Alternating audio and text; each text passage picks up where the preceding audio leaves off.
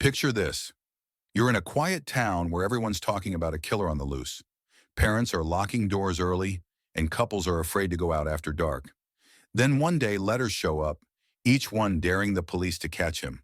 What kind of person does this? How does someone make a community live in constant fear? Who was this person? Why did they kill? And why did they leave behind puzzles no one could solve? In the summer of 1969, a series of murders in Northern California captured the attention of the nation. The Zodiac Killer, as he came to be known, left behind a trail of terror that seemed to taunt the police and the public. He was elusive, always one step ahead of law enforcement. No one knew who he was, and every clue he left seemed to lead to another dead end. The chilling part? He wanted the world to know he was out there. He sent cryptic letters, coded messages, and ominous warnings to newspapers. Each communication only added to the growing mystery. In this story, we will explore the mysterious and unsolved case of the Zodiac Killer, a killer, who to this day has never been identified. His story is not just about the murders, but about the fear he spread and the puzzles he left behind. It's a story that still haunts the streets of California, a story that remains unanswered. The first known murders attributed to the Zodiac Killer occurred on December 20th, 1968, when high school students Betty Lou Jensen and David Faraday were shot to death near a secluded area on a rural road in Vallejo, California. Though police had no idea what to make of it at the time, it soon became clear that the killings were far from random. The killer was methodical, patient, and untraceable. This was only the beginning. On July 4th, 1969, the Zodiac struck again. This time, he murdered Darlene Ferrin and Michael Mageau near a popular lover's lane. What made this killing more unsettling was the killer's interaction with the victims. After shooting them, he approached their car, calmly walked over, and shot Darlene at point-blank range. He then turned to Michael, who survived and was able to provide a description of the killer. But even with this witness, no arrests were made. Not long after the murders, the Zodiac Killer's letters began arriving. Each one was a puzzle, a chilling mixture of threats, taunts, and cryptic symbols. He wasn't just killing anymore. He was playing a game. One letter claimed he had murdered more than anyone knew, daring the police to prove him wrong. And with every letter, the fear grew. Was he toying with them? Or was he daring them to catch him? The most disturbing part? He seemed to be mocking the authorities with every letter, daring them to catch him. Each new letter seemed like a game to him, with the lives of his victims being nothing more than pawns in his twisted game. One of the most infamous messages was a cipher sent to the San Francisco Chronicle in 1969. The Zodiac claimed that the cipher, which contained over 300 characters, would reveal his true identity. But even after experts spent countless hours trying to decode the message, it remained a mystery. The killer continued to send these puzzles, each one adding to the growing uncertainty and fear. After the Zodiac's first murders, everything went silent.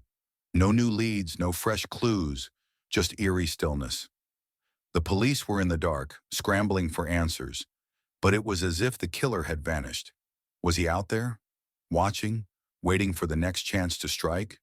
Or was he hiding right under their noses? The silence grew more unsettling with each passing day, building fear throughout the town. But it wasn't over. Not yet. In 1970, the Zodiac Killer reappeared, sending more letters and ciphers to the newspapers. He claimed responsibility for 2 more murders, but no new evidence or witnesses surfaced to back up his claims. The police were left grasping at straws, trying to piece together his movements and any possible connections to the earlier murders. Yet the more they dug, the fewer answers they had. The Zodiac's behavior was almost impossible to predict. Every time the police seemed to close in on him, he vanished like smoke, leaving behind nothing but frustration and unanswered questions. How could he always be one step ahead?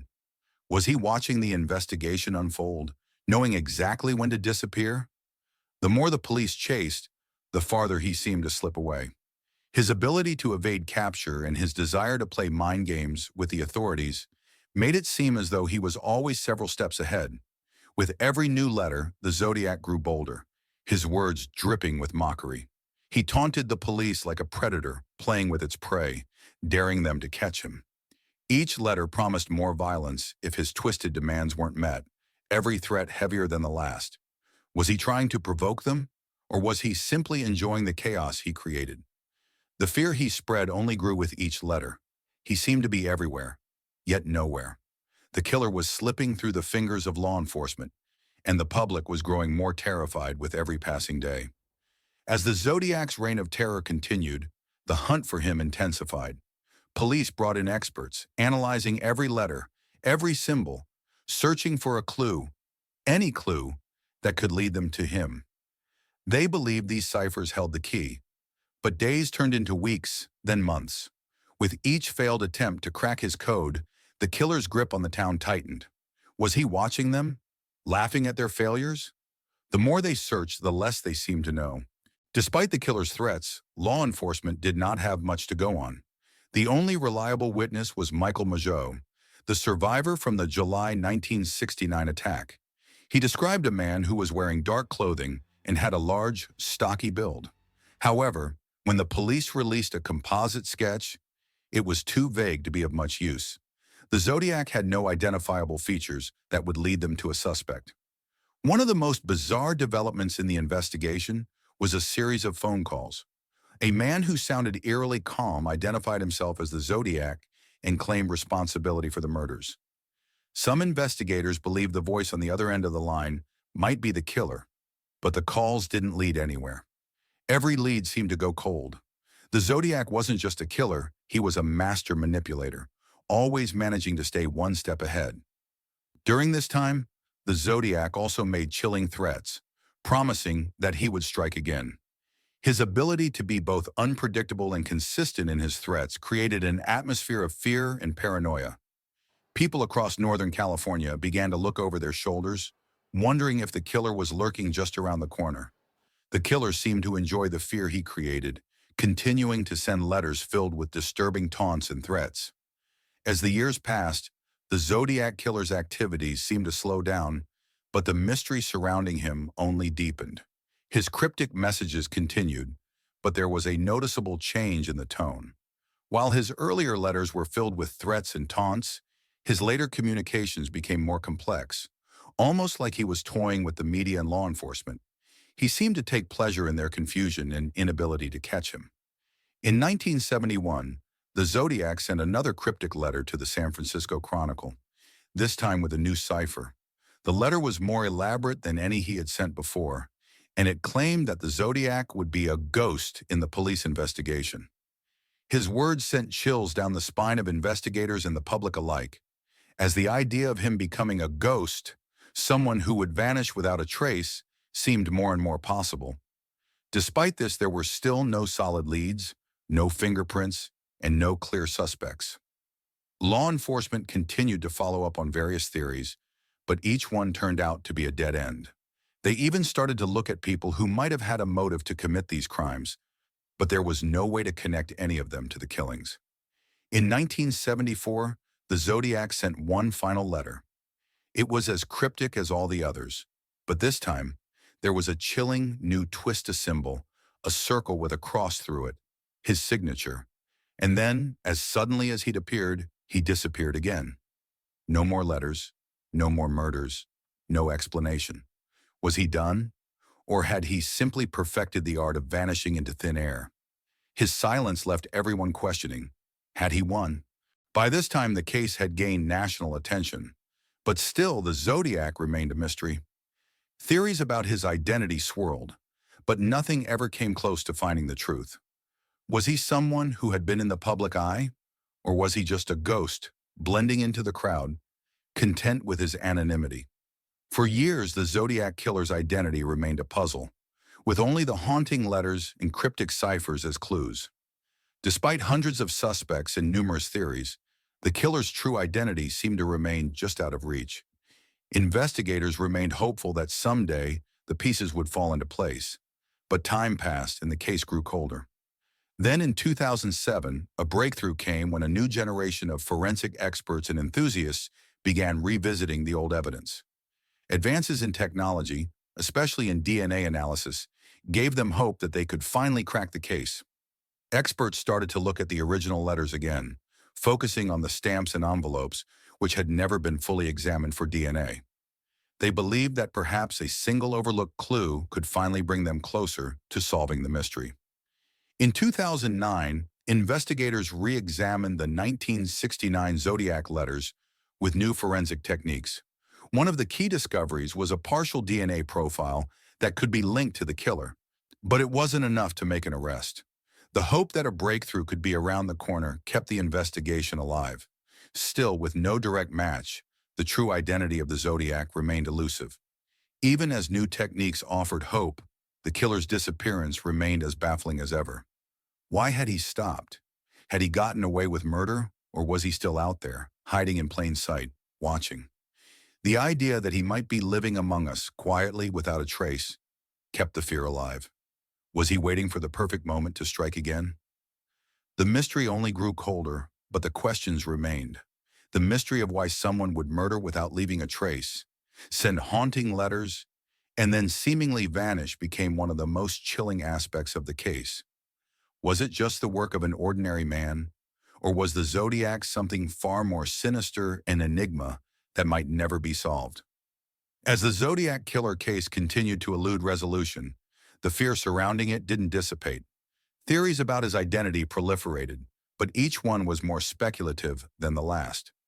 Some people believed the Zodiac had been a victim of a crime himself, and his actions were the result of a twisted desire for revenge.